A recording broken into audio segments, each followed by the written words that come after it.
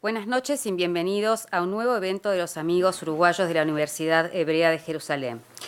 Agradecemos a nuestros amigos de la Universidad Ort, especialmente a su presidente, Charlotte de Grunberg, y a la directora de Estudios Judaicos, Erika Jack, por su gentileza de compartir con nosotros este precioso auditorio, donde una vez más estamos llevando a cabo una actividad a sala completa y sala complementaria.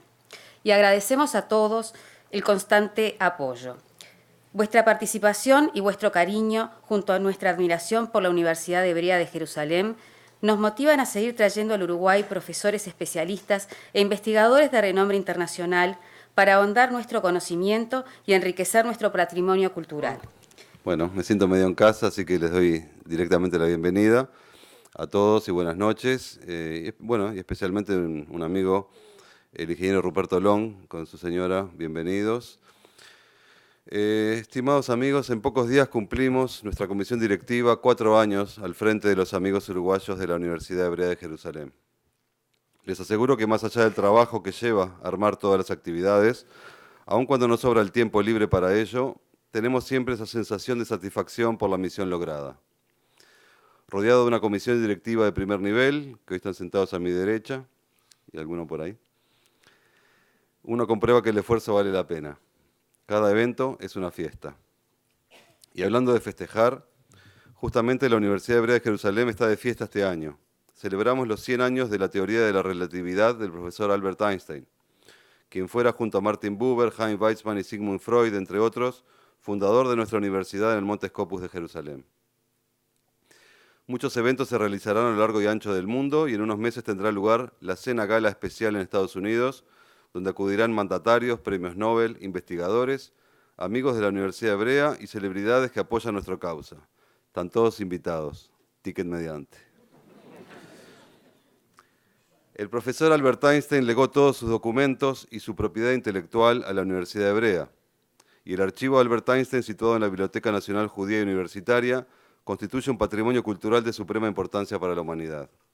La Universidad Hebrea de Jerusalén heredó su legado y mantiene una noble tradición de enseñanza y de expansión del conocimiento sobre nuestro mundo por medio de una investigación innovadora y de la búsqueda de la verdad para beneficio de la humanidad.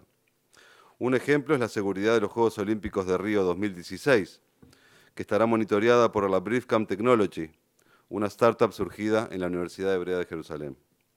Esta nueva tecnología permite que lo grabado en las cámaras de seguridad de grandes espacios pueda sintetizarse en tiempo récord 1 hora en 1 minuto. De esta manera se pueden investigar e identificar rápidamente incidentes y tomar las medidas necesarias de seguridad. Fue utilizada en el atentado de la Maratón de Boston y actualmente en aeropuertos y lugares estratégicos. Quizás habría que comentar sobre la AUF, pero bueno. Esta patente, como todas las de la Universidad Hebrea, se comercializa a través de ISUM, la empresa de transferencia tecnológica de la Universidad Hebrea de Jerusalén. En este marco de aporte e investigación a la sociedad y a la humanidad es que tenemos el gran honor de tener hoy con nosotros al doctor Yossi Goldstein.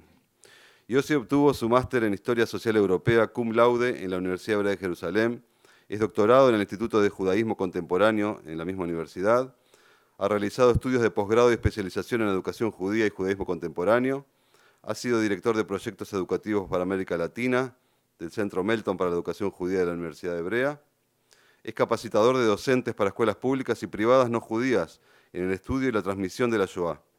Yossi es investigador asociado del Instituto Internacional de Investigación del Holocausto en Yad Vashem y es asesor académico del proyecto para especialistas en la enseñanza de la Shoah en América Latina, Yad Vashem. Recibamos con un fuerte aplauso al doctor Yossi Goldstein. Es un enorme placer y honor estar con ustedes esta noche. Agradezco a los amigos uruguayos por esta invitación y por supuesto Yad Vashem también, que como centro recordatorio internacional, museo, archivo, biblioteca, etcétera, es uno de los pilares en la memoria y la transmisión del Holocausto en nuestros días. Y a todos los amigos, viejos y nuevos amigos que están acá, mis alumnos, estudiantes de distintos programas también que me siguen fielmente. No les bastó con venir a Buenos Aires a escucharme. Así que bienvenidos a todos. El tema de los sobrevivientes es muy conocido aquí en Uruguay. Es un tema que el doctor Ruperto Long publicó, justo acabo de recibir por gentileza de Dinora, su libro, muy interesante. Acá se lo traía dedicado. Bueno, intercambiamos, siempre con dedicatorias mejor. Entiendo que estuvo David Serrano Blanquer en estos últimos días y lamento el desencuentro, pero he leído con mucha atención su libro también sobre Giza. Y el tema de los niños en particular es un tema que merece un estudio separado. Hablamos mucho hoy en día, gracias a Dios, del tema de los sobrevivientes. No es un tema que siempre fue legítimo y popular. Muchos años callaron o fueron acallados los sobrevivientes. Vamos a mencionar algunas causas de este fenómeno. Pero primero y principal, el contexto de los niños del Holocausto. Realmente los sobrevivientes hoy en día que están entre nosotros en todo el mundo. En Israel contamos con aproximadamente 200.000 sobrevivientes de la Shoah. Un porcentaje de ellos lamentablemente en condiciones pésimas. Es otra asignatura pendiente también del Estado de Israel, por diversas razones que ahora no son nuestro tema, ¿sí? Pero en todo el mundo, en realidad los sobrevivientes fueron niños de la Shoah. No, casi prácticamente los que eran mayores de 18 años no están entre nosotros. El índice de mortandad de los sobrevivientes es enorme. Y esa es una dificultad principal al buscar compensación y justicia con los sobrevivientes. Y no siempre se hace suficiente desde las distintas instancias dedicadas, ¿sí?, a preservar el bienestar y la memoria de los sobrevivientes, como la Claims Conference, por ejemplo, creada a principios de los años 50 con el fin de distribuir compensaciones materiales para sobrevivientes, a la par del acuerdo entre el Estado de Israel y la República Federal Alemana, el acuerdo de compensación, reparaciones materiales, ¿sí? Y en realidad un gran porcentaje de los fondos, en especial que llegan de Alemania, de la Claims Conference, que tiene su sede principal en Nueva York, tienen como mandato la obligación de ser distribuidas entre sobrevivientes, no directamente, sino a través de instituciones, asilos, etcétera, y un pequeño porcentaje va para educación, para la transmisión de la Shoah, y eso nos permite todo tipo de proyectos educativos, como el proyectos de Yad Vashem, viajes a Polonia. En realidad, gran parte de los viajes de jóvenes judíos a Polonia tienen un subsidio importante de la Claims Conference. Ahora bien, nuestro tema entonces principal son los niños sobrevivientes. Y primero y principal, para hablar de los niños sobrevivientes, tenemos que hablar de las condiciones que casi imposibles que afrontaban los niños de la Shoah durante la Shoah. En la filosofía educativa de Yad Vashem siempre hablamos de un antes, un durante y un después.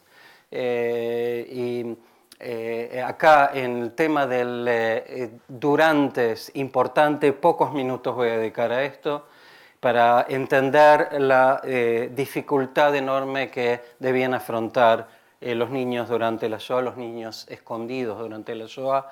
Aquellos que no fueron escondidos difícilmente pudieron sobrevivir, y en realidad tenemos que tomar en cuenta varias estructuras. Primero y principal, en Polonia y en Europa Oriental, la guetoización a partir del año 39 permitió que familias enteras ingresen a guetos, especialmente, pero no solamente en las grandes ciudades. Hablamos de por lo menos 1.100 guetos en toda Europa Oriental, alrededor de 40 en Hungría, en condiciones muy diferentes, dado que Hungría fue el último país en ser invadido por Alemania nazi en marzo del año 44, y el exterminio sistemático del judaísmo húngaro de más de 450.000 personas, judíos, judíos y judíos convertidos al cristianismo también, fue en el verano del año 40, primavera-verano del año 44, en la última etapa. Entonces estamos hablando de un contexto, si tenemos tiempo luego vamos a pasar unos minutos de un film conocido, premiado por la Academia de Hollywood, de Silencio Roto, de Steven Spielberg, con la producción de James Small, que tiene hace por lo menos 12, 13 años, en el cual hay el director argentino Luis Puenzo, pone hincapié en testimonios de algunos niños que luego se radicaron en Argentina y en Uruguay. Es interesante, pero el segundo capítulo de los 5 films documentales que componen este importante, no sé si lo conocen, ¿sí? Silencio Roto, muy recomendado, es de un cineasta húngaro, János Szász, que se focaliza, ¿sí?, en las experiencias de los sobrevivientes que fueron niños durante el Holocausto. O sea, muchas veces desconocemos lo que tenemos a disposición. Conocemos aquí en Uruguay los libros de David Blanquier y el reciente libro de Ruperto Long, que está aquí presente, pero muchas veces las representaciones culturales también son importantes, y voy a mencionar también una obra importante de un psicólogo judío argentino, Bernardo Kononovich, que dedicó varios de sus films al tema de los niños de la Shoah. El último, que es más problemático, se titula Salvar al niño, que tiene unos 3 años, y que voy a comentarlo también al final, ¿sí? Primero dijimos los desafíos para los niños en los guetos. Los guetos se atravesaron en la etapa en que existieron, depende del lugar. En Polonia occidental anexada a Alemania como Lodz, sufrieron especialmente de hambre y de condiciones precarias desde un comienzo. En Varsovia hubo organizaciones intermedias como el Joint, que ayudaron mientras Estados Unidos no estaba en guerra. Es decir, en diciembre del 41, cuando Alemania le declara la guerra a los Estados Unidos después del ataque japonés a la base naval en Hawái, Pearl Harbor, norteamericana, de hecho se corta también la posibilidad de estos paquetes paliativos que mandaba el Joint a través de sus representantes en Polonia, Guterman, y en especial Immanuel Ringelblum, más conocido como el historiador, el director del archivo Onek Shabbat en el gueto de Varsovia. Las investigaciones de Immanuel Ringelblum, que derivó a distintos intelectuales judíos, ¿sí? Por ejemplo, también se dedicaron a analizar la situación de los niños en el gueto de Varsovia. Cada gueto tenía otra realidad, pero lo particular de Onek Shabbat es que también trataba de documentar lo que ocurría en otros guetos, no solo en el gueto de Varsovia. Solo en el gueto de Varsovia estimamos que había 100.000 niños, de un gueto que abarcaba en su pico máximo en el año 41, alrededor, es un estimativo, 460.000 judíos. Es decir, tenemos que tomar en cuenta que no solo el judaísmo de Varsovia fue encerrado, antes del estallido de la guerra y la invasión alemana, había en Varsovia alrededor de 360.000 judíos, que eran un alto porcentaje de la población de la ciudad. Es decir, el judaísmo polaco estaba muy arraigado históricamente, con siglos de presencia, que no siempre era aceptada, por supuesto, por la sociedad polaca y por distintos sectores, en ese entonces al menos. Entonces el gueto era una situación que era una amenaza latente para todo niño. Ahora, ¿cómo definimos a un niño? Un niño es un niño hasta la pubertad, hasta la adolescencia. Cuando hablamos de alrededor de 1,5 millones de niños que perecieron en la Shoah, estamos hablando de hasta más o menos la edad de 17 años, y también es un estimativo. pero fíjense el porcentaje enorme. Por un lado, la juventud tenía el potencial de sobrevivir más a las elecciones, en los campos de exterminio, porque podían trabajar. En el gueto eran los que a veces proveían de alimentos en gran medida contrabandeados. El rol de los niños en el contrabando de alimentos era primordial, pero también el peligro de ser descubiertos y asesinados era primordial. Les recuerdo a todos la escena del film de Roman Polanski, El pianista, el cual nos representa esta imagen de un niño que intenta atravesar el muro a través de un hueco, pequeño hueco en el muro, en la muralla del gueto, y es descubierto, ¿sí?, y asesinado en el mismo lugar, in situ.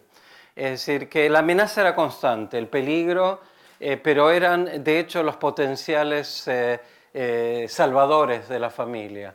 Ahora, esto mientras existía el marco del gueto. A partir del año 40 en Europa Oriental, territorios soviéticos, de junio del 41, en Polonia de primavera-verano del 42, se da una situación de liquidación sistemática, exterminio, en lo que llamamos lo que los alemanes denominaron la solución final de la cuestión judía, el plan sistemático de exterminio. Si primero comienza con los fusilamientos masivos en Europa Oriental, en los bosques, y luego a partir de diciembre del 41 con el primer campo de exterminio en Chelmno, cercano a Lodz, continuando con los demás campos a partir de la primavera, como Belzec, Sobibor, Treblinka, etc. Es decir, no menciono Maidane, que es más problemático para definirlo. De cualquier manera, estamos hablando de un plan sistemático en el cual niños menores de 14 o 16 años corrían el riesgo de una muerte más inmediata que adultos, quizás. Y este es el fenómeno que se manifiesta también en los guetos. Imágenes que hasta hoy en día podemos ver de, por supuesto, films filmados por cámaras alemanas, ¿sí? Por ejemplo, en mayo del año 42, antes de la gran deportación a Treblinka. Estamos hablando en el verano del 42 de 300.000 judíos de Varsovia enviados. Muchos de ellos eran niños. Entonces, las imágenes de los niños son las que nos llaman la atención. Niños limosneros, niños que yacen muertos en plena calle del gueto. ¿Sí? Es muy difícil sacarse esa imagen, así como de niños vamos a ver unas imágenes después, que por ejemplo ingresan a orfanatos. El más conocido de ellos es el de Janusz Korczak, Henryk Goldschmidt, ¿sí?, el famoso pediatra, escritor judío Goldschmidt, que acompañó a sus niños con el comienzo de la gran deportación a Varsovia.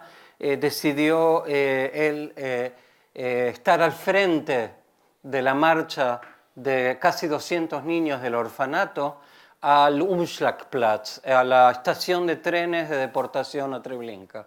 Y él pereció con los niños, sus hijos para él eran, del orfanato, ¿sí? Es decir, Korczak es la imagen que más tenemos presente, ¿sí? Cuando hablamos de niños de la Shoah, automáticamente lo asociamos con Janusz Korczak y su orfanato, pero había decenas de orfanatos.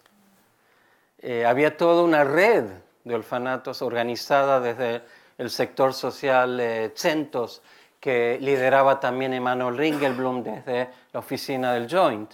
Es decir, todo esto era paliativo, que pudo ser factible hasta el año 42. A partir de primavera-verano del 42, el exterminio sistemático de la judería polaca implica el exterminio sistemático de la base demográfica del judaísmo de Europa Oriental. Y esta es, digamos, la causa principal de la desaparición de tantos niños durante la Shoah. Es decir, en condiciones de plan de solución final, las probabilidades de sobrevivir eran mínimas para niños. Es decir, que la salida, o quizás la única salida, era entregar a estos niños a familias católicas, ocultarlos, esconderlos. Como el caso de Giza Alterwein, que también fue documentado aquí. Es maravilloso, 2 libros maravillosos y un documental, gracias a David Serrano Blanquer. Es decir, es un microcosmos que nos refleja, ¿sí?, la situación, en este caso, de niños muy pequeños, que son recuperados. No todos fueron recuperados, ¿no? Todos tuvieron el final que para David no es un final feliz, si prestan atención a su libro. Él pone hincapié en el desarraigo, en la separación de la familia católica que la adoptó a Giza, y no en el desarraigo producido por la muerte de sus padres, sí, durante la Shoah. A mi modo de ver y con todo respeto, es problemático el argumento, ¿sí? Lo cierto es que acá hay un dilema muy serio de identidad. Estos niños escondidos, y tenemos muchísimos casos estudiados, al ser muy pequeños, rápidamente y por también a veces presión de los padres, de hecho son obligados a borrar su identidad judía, a aparentar ser católicos, a aprender los rezos, el Ave María y a ir a la iglesia, y de hecho ellos se incorporan naturalmente por adopción a las familias católicas cristianas, y tomen en cuenta que toda familia en Europa Oriental no judía que adopta a un niño judío y lo esconde corre el riesgo de ser masacrada y asesinada, y esto no es un riesgo teórico. Hay muchísimos casos. Quizás uno de los más conocidos, que recientemente fue reivindicado también en Polonia, es la familia Ullman, en el pequeño poblado en Galicia, al sur de Polonia, de Markowa. Acaba de inaugurarse un museo también dedicado a la familia. Yosef era el padre de la familia, que tenía 6 hijos, la mujer embarazada, escondió a varios judíos, entre ellos también niños.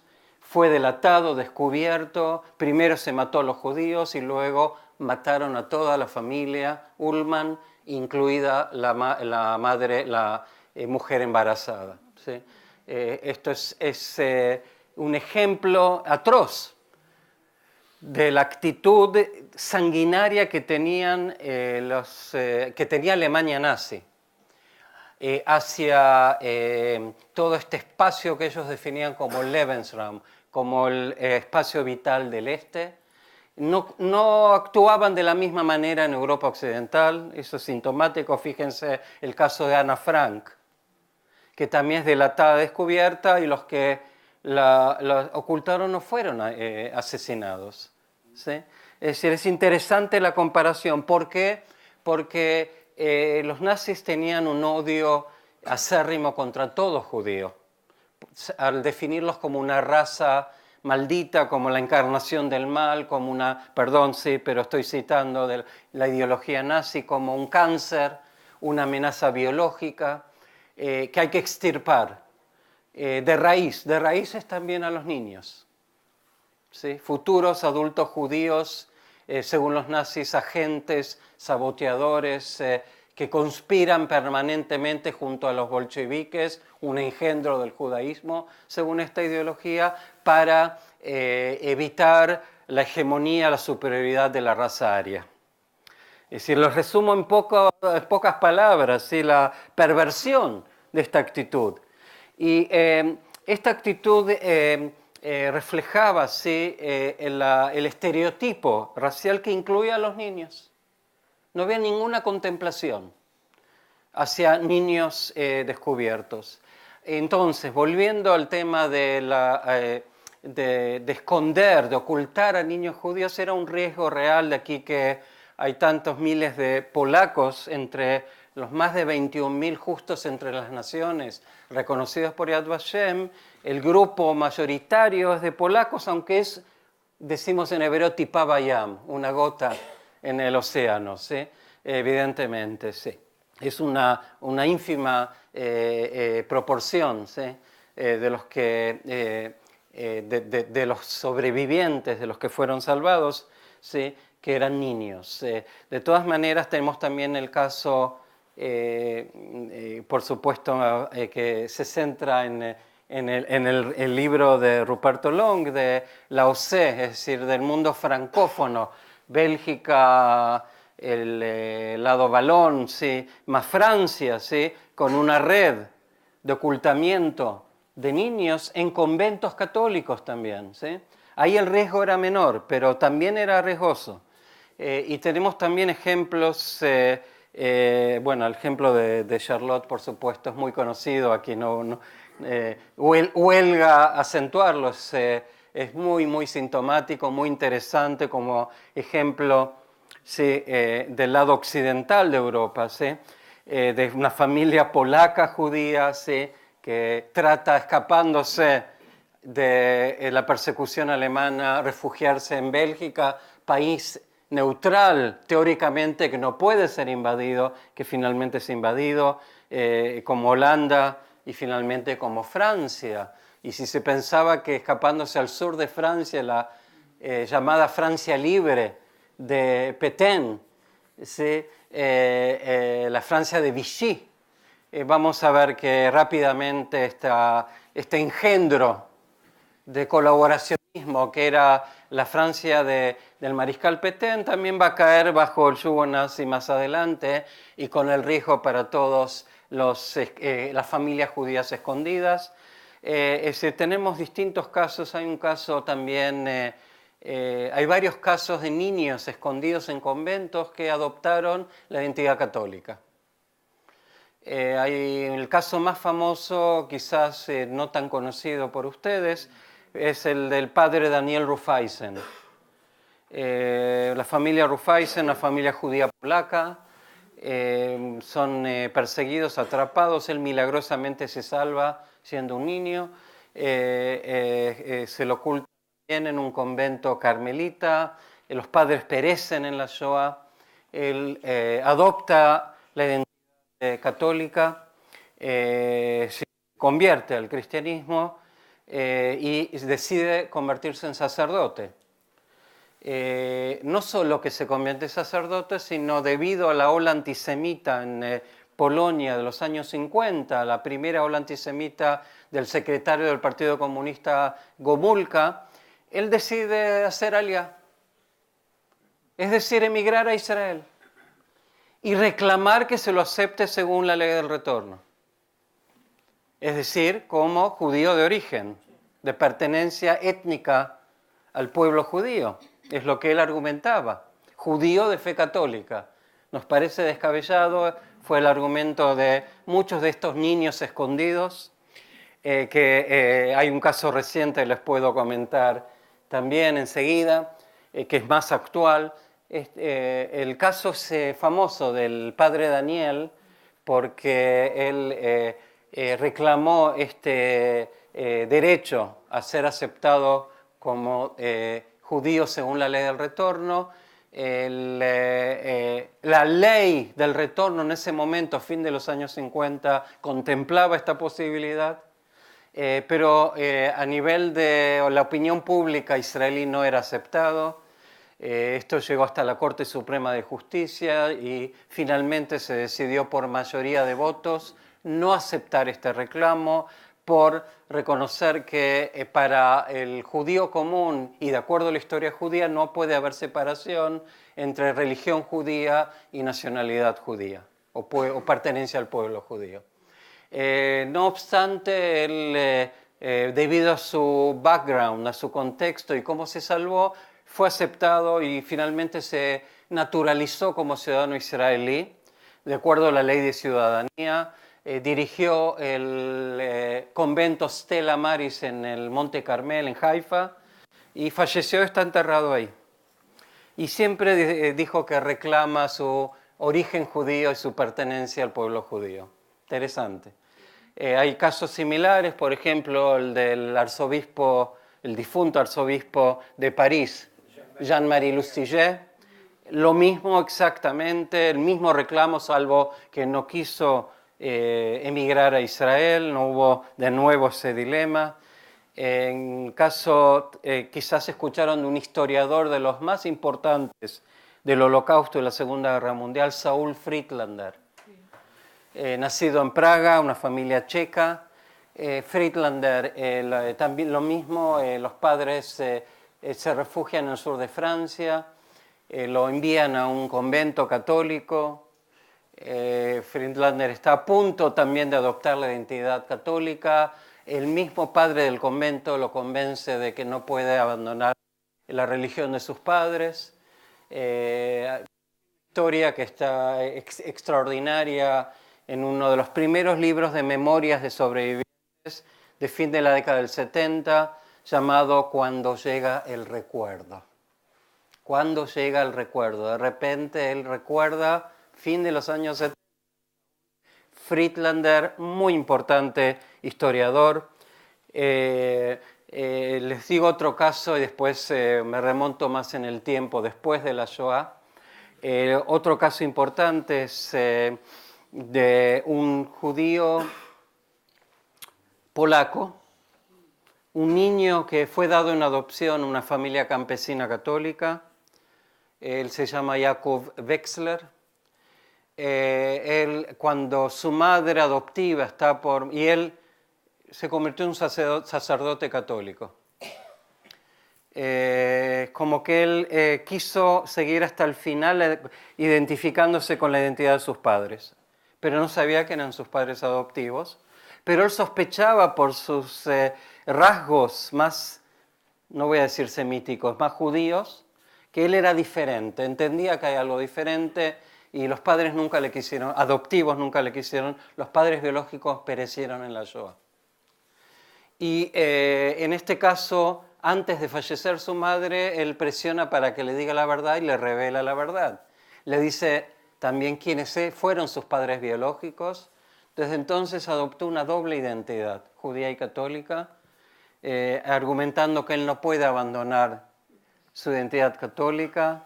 Él es de los judíos más recientes que descubrieron su origen a fin de los años 90, comienzo de los años 2000, en Polonia postcomunista. Hay un film documental de una cineasta israelí llamado El Secreto. Es muy importante y que también menciona el caso, entre otros, de Jakub Wexler. Luego Ronit Kertzner también hizo otro video o documental focalizado en él mismo cuando decide, al jubilarse como profesor de teología de la Universidad Católica de Lodz, de nuevo irse a Israel, seguir los pasos de sus padres biológicos. Y él va a un kibutz ortodoxo, a un ulpan, y el entorno lo presiona para que él vuelva a la fe judía. Era como la misión del kibutz tratar de que se arrepienta, de que haga tshuvá. Y no lo lograron. Él decía, yo no voy a abandonar la identidad de mis padres adoptivos. Quería seguir incluso ejerciendo el sacerdocio católico entre los relativamente pocos cristianos que hay en Israel. Pues una comunidad importante, pero relativamente pequeña.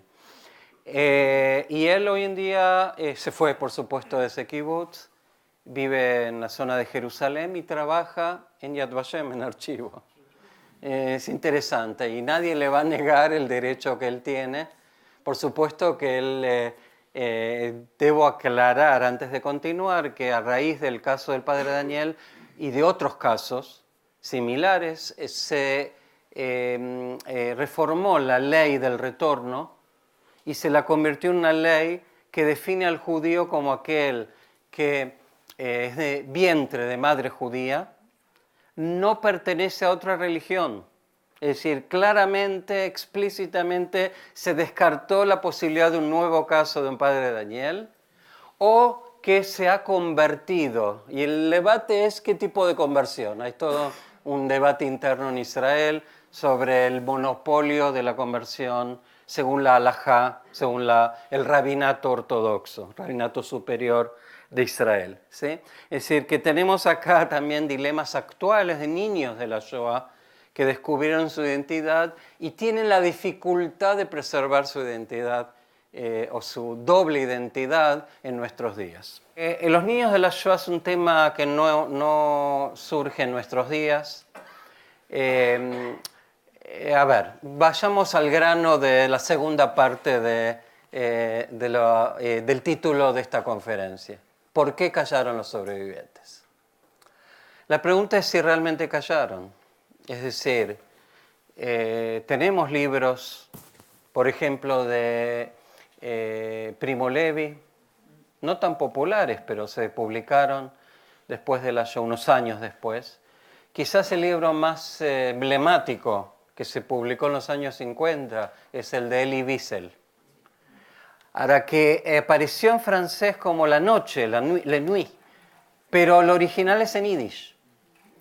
En más de 800 páginas, un tema que estoy investigando en estos días también, y que es bastante conocido para los que estamos en el tema, que Eliezer Wiesel, en el marco de era corresponsal del diario Idiota Haronot en Francia, es enviado a una misión en Brasil, en el barco, durante varias semanas, se encierra en su cuarto, en su habitación y escribe más de 800 páginas en yiddish. De hecho era no un niño, pero un adolescente del Holocausto, ¿sí? Liberado en Buchenwald, la famosa fotografía que todos conocemos. Es de Buchenwald, no de Auschwitz. Algunos confunden. Entonces, él, primera vez que lo publica en la versión breve, es en esta colección, no es este libro, en el año 54, llamada, que es uno de los grandes proyectos de memoria colectiva del judaísmo polaco, que se publicó en Argentina entre 1946 y 1966.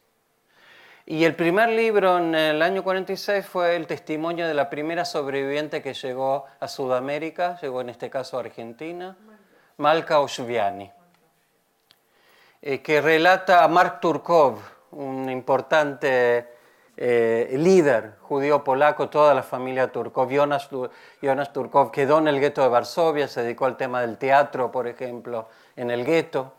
Pero Mark logró salir en 1930, llegar a la Argentina y se convirtió en uno de los grandes referentes de la Asociación de Judíos Polacos en Argentina y de toda la región. Luego fue director del Congreso Judío Latinoamericano durante muchos años y él inició la edición de esta colección de 175 libros. 175 libros, en el primero dijimos fue el testimonio de Malka Oshviani, que llegó a la Argentina gracias a que su padre ya estaba en Argentina antes de la Segunda Guerra Mundial. ¿Qué pasó con la mayoría de los sobrevivientes? Llegaron ilegalmente. En el caso uruguayo, la norma, y esto estoy analizando sistemáticamente, era que los que más fácilmente llegaban a Uruguay, por ejemplo, a Argentina, era por llamadas de familiares directos. Tíos, como el caso sí, de Giza Alterwein, ¿sí? Tíos no solo que la rescataron, sino tíos que ya estaban aquí en Montevideo. Y el caso de Malka Oshviani, que llega a Argentina en noviembre del año 45. Y ya en un acto en el Luna Park, un estadio de box que tiene miles de lugares, es el primer testimonio público que fue también publicado en la prensa yiddish de la época.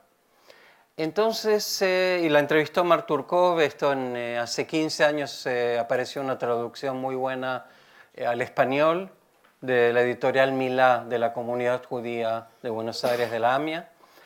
Y muy interesante, realmente es un caso muy apasionante. Pero no es la norma. La norma es que los sobrevivientes que llegaron a Sudamérica lo hicieron por parentesco, por tener parientes directos en Sudamérica, pero no siempre pudieron hacerlo legalmente. En el caso de muchos de ellos, El objetivo era llegar a la Argentina, atravesando otros países, también Uruguay, también en especial Paraguay y Bolivia. Se estima que alrededor de 10.000 llegaron ilegalmente. Estamos hablando de una época en la cual la inmigración de judíos sobrevivientes prácticamente estaba prohibida en el continente americano. También Estados Unidos cerró las puertas a sobrevivientes de la Shoah, apenas 12.000 quizás llegaron en esos años. Es decir, equiparar a casi Argentina y Uruguay con Estados Unidos, fíjense qué absurdo, ¿no es cierto? Pero por la constelación que ahora no viene al caso, en el año 48 el régimen de la primera presidencia de Perón legaliza la situación de estos sobrevivientes, les permite solucionar su estatus legal, quizás para compensar la apertura de casi libre de puertas a criminales de guerra nazis, especialmente croatas de los Ustashas, los peores carniceros de los Balcanes y principales aliados, un gobierno, de hecho, ni siquiera podemos decir que era títere antes de Pavelić, totalmente identificado y simbiotizado con el nazismo, en su furia sanguinaria contra serbios y contra judíos. Y él recibió refugio junto a miles y miles de Ustashas de Croacia en la Argentina. Es decir, había una cuestión que no viene al caso de mantener un equilibrio que era característico de la actitud de Perón, también hacia el Estado de Israel, que fue muy positiva en los primeros años. Bien, entonces estos niños, muchos de ellos quedaron en Europa Oriental por muchos años. Algunos pudieron salir de Polonia inmediatamente después de la guerra, especialmente después del pogrom que ahora, una lamentable conmemoración, el último 4 de julio, se cumplieron 70 años del famoso pogrom de Kielce, que fue uno de una serie de pogroms. Kielce, una ciudad hacia el sur de Varsovia, camino a Cracovia, en la cual sobrevivientes intentaron regresar y ver si pueden recuperar. Principalmente regresaban para buscar a sus familias, no para recuperar propiedades. Pero la acusación del entorno polaco de entonces, en un contexto de guerra civil, en el cual la Unión Soviética se apodera de Polonia y la convierte en comunista, el antisemitismo polaco de mucha raigambre asociaba a los judíos con los comunistas. Y esto generó también por raíces cristianas y por incitación del obispo de Kielce, un pogrom al estilo medieval, un libelo de sangre. Supuestamente que judíos secuestraron y mataron a niños cristianos. En este pogrom murieron unos 42 judíos y eso generó todo lo que llamamos abrijá, la fuga de gran parte de los remanentes. Hablamos de sheirita pletá, que es un término bíblico, que son las cenizas que quedaron, las brasas ardientes que quedaron, los remanentes. El judaísmo polaco fue diezmado en un 90%. De 3.300.000 judíos, apenas quizás 300.000 sobrevivieron, y la mayor parte de ellos sobrevivieron porque se escaparon a la Unión Soviética. Stalin desconfiaba de ellos también por antisemitismo, los deportó hacia el este, o hacia Siberia, o hacia la zona de Shanghái, donde hubo también una especie de gueto judío, es un caso interesante, hacia China. Pero 250.000, aproximadamente entre 200 y 250.000 sobrevivieron, y Stalin les hace una repatriación a Polonia.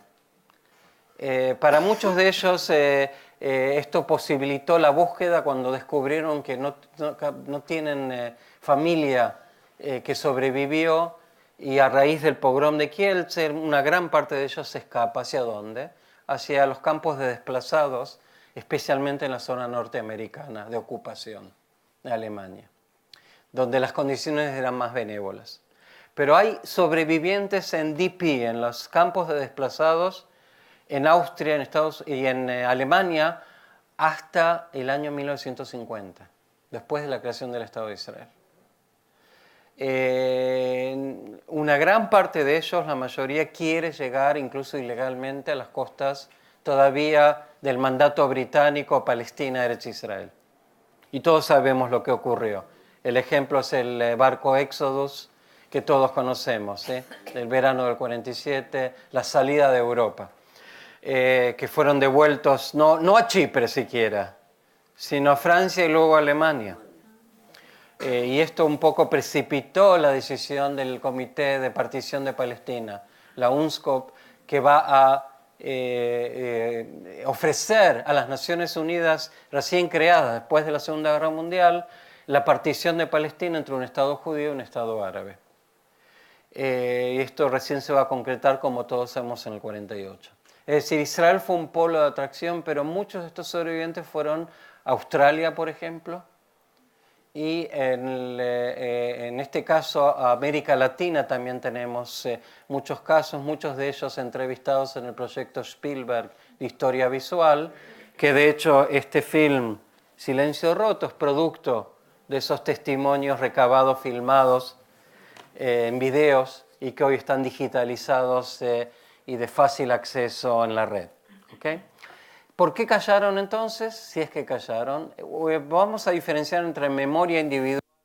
Es decir, acá, perdón, me olvidé, este es un ejemplo concreto de uno de los libros de la colección El judaísmo polaco, que nos muestra que no todos callaron. ¿Sí? Les di el otro ejemplo de Wiesel, también publicó su libro en esta colección. ¿Sí? Acá vemos el tema del martirio de los niños, sobre documentos. Toda la colección es de la Unión Israelita Polaca en la Argentina, el Yidische Polische Verband, y en 1947 con ilustraciones, ¿sí? La colección que se publicó durante 20 años. Es decir, no podemos decir, y no todos eran sobrevivientes, el objetivo era perpetrar la memoria del judaísmo polaco, desaparecido. Es decir, acá hay un objetivo claro de preservar la memoria. Pero en este marco también se escucharon voces de sobrevivientes, de los que eran niños y al final de la guerra pudieron salvarse y emigrar. ¿Sí?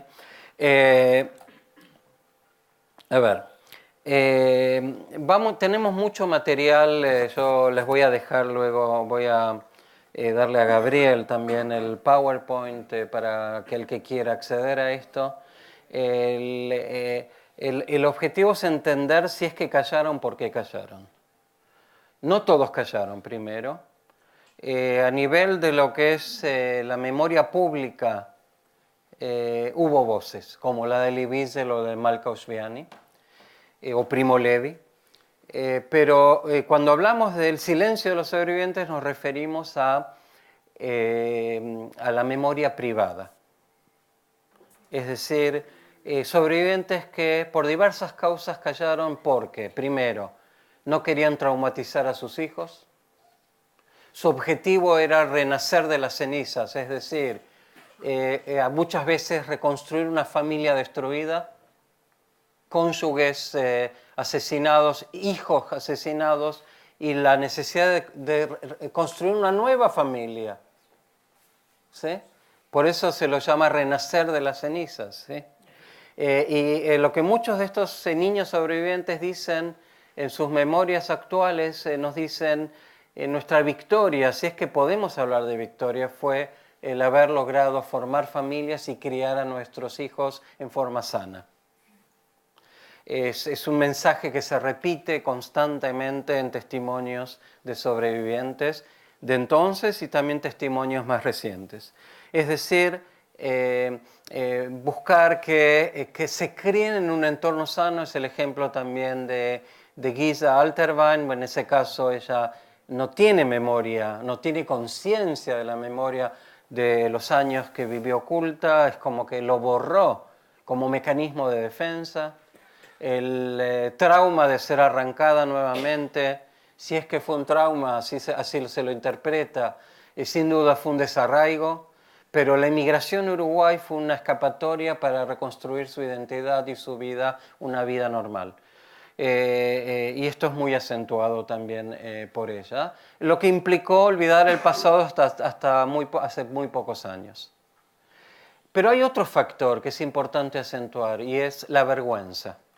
La vergüenza no propia de los sobrevivientes, sino irradiada por el entorno.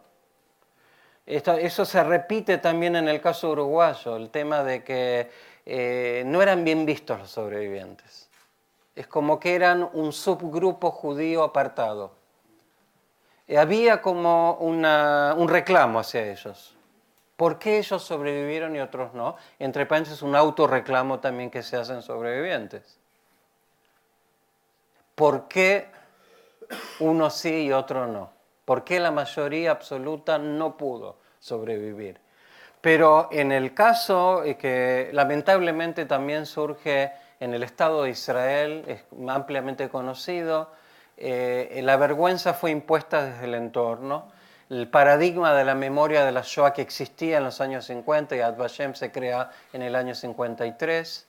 El día de recordación de la Shoah, de los mártires de la Shoah a fin de la década del 50. Es decir, no es que hubo un silencio. En la memoria pública cumplieron un rol a nivel colectivo, pero no a nivel de legitimidad de los testimonios privados.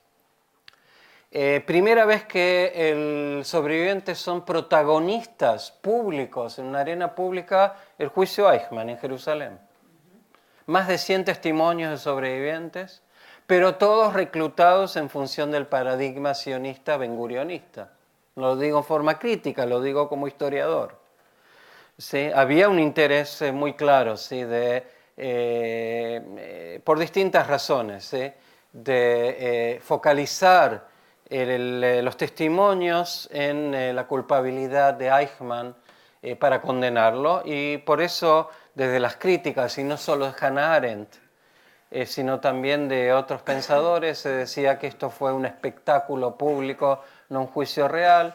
Retrospectivamente, históricamente, podemos decir que sí fue un juicio y no un mero espectáculo, pero cumplió una función que no permitió rescatar luego del año el secuestro, el atrapamiento de Eichmann en Argentina fue en mayo de 1960, el juicio fue durante 3 meses en 1961, la apelación fue rechazada en diciembre del 61 y a fines de mayo del 62 él fue ejecutado, cremado y sus cenizas botadas fuera de las aguas territoriales de Israel. Es decir, y desde entonces nuevamente silencio. Es decir, que no había todavía legitimidad de la memoria privada. Súmenle el hecho de que padres no querían relatar a sus hijos en esa generación, ¿sí? El testimonio de lo que había ocurrido con ellos, también por esta vergüenza colectiva. Hay un primer caso que rescató el poeta todavía en vida, Haim Guri, de la generación del 48, que tiene hermosos poemas, uno de ellos que refleja la importancia de la resistencia en todas sus formas, también la cultural y espiritual, y no solo la resistencia armada, que era lo que más acentuaba el paradigma de los años 40, fin de los 40 y de los 50. Y entonces Haim Guri con Jaco Ehrlich, desde fin de los años 70, él aparece con un film documental, El Azote 81. Es una trilogía, se continúa en los años 80, que marca también un antes y un después, es una divisoria de aguas, porque por primera vez él rescata la voz de un sobreviviente conocido porque era el oficial de policía que estaba a cargo de la seguridad personal de Adolf Eichmann y que era un sobreviviente de la Shoah, Mijael Goldman, Gilad luego hebraizó su nombre, Y él nos relata su historia como niño adolescente, en el gueto Przemyśl, en el sudeste, ¿sí?, de Polonia, cuando él es amonestado por intentar robar un bocado de pan, no recuerdo específicamente, y el castigo es 80 azotes. Que era imposible prácticamente sobrevivir, pero por su fortaleza y por la ayuda solidaria del entorno sobrevive. Llega a Israel por su ideología sionista y cuando quiere empezar a relatar nadie le cree.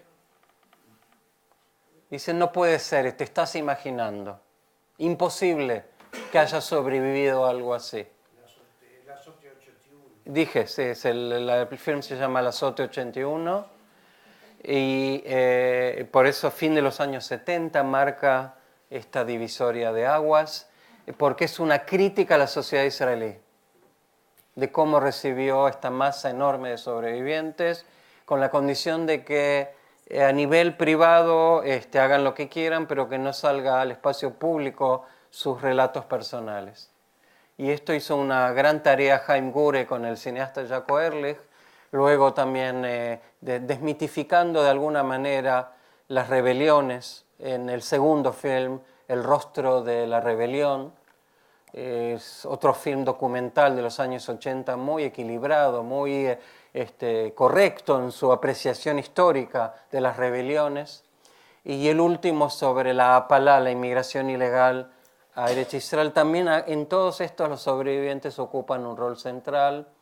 El último se tituló El último mar, refiriéndose a las travesías de estos decenas y centenares de miles de sobrevivientes que quisieron llegar a las costas de Eretz Israel. ¿Sí? No, yo voy a hacer una pregunta que no me queda muy claro, porque esa separación que usted hace entre la memoria colectiva y la memoria personalizada, y ese hincapié suyo en plantear de que sí, algunos, que no fue, si se cuestiona si fue un silencio o no.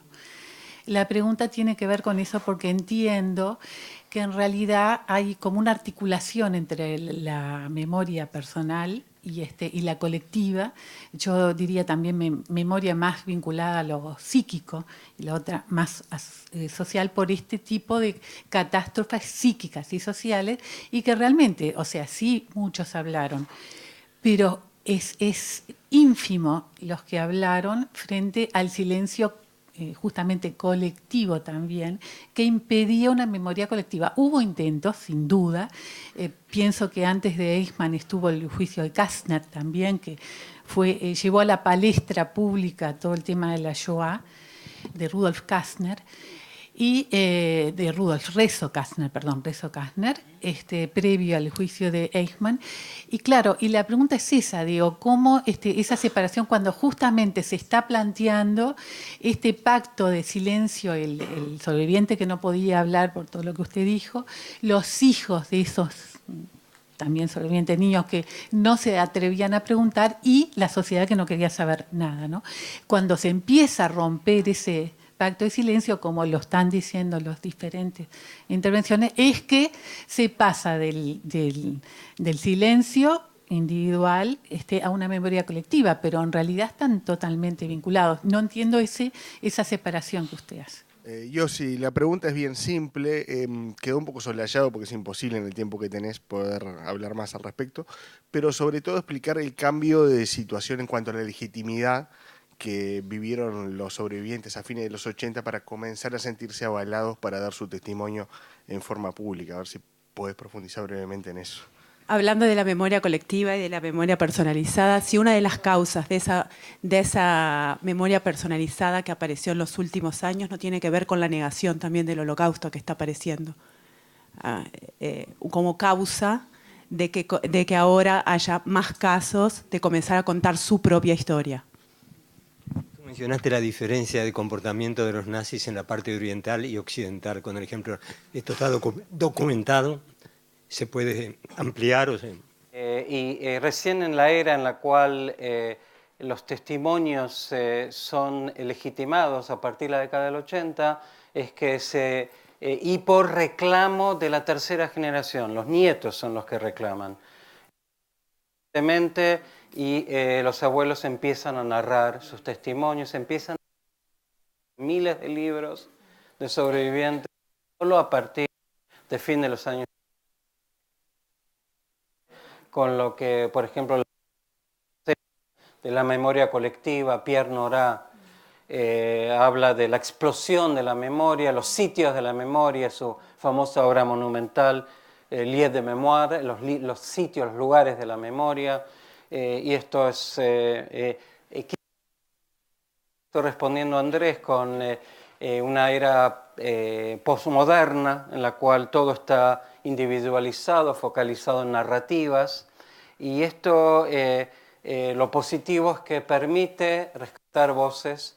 Vemos que los museos que representan colectivamente la Shoah a partir del 93, si ustedes van al de Washington, reciben una tarjeta de identidad supuestamente para identificarse con una de las víctimas.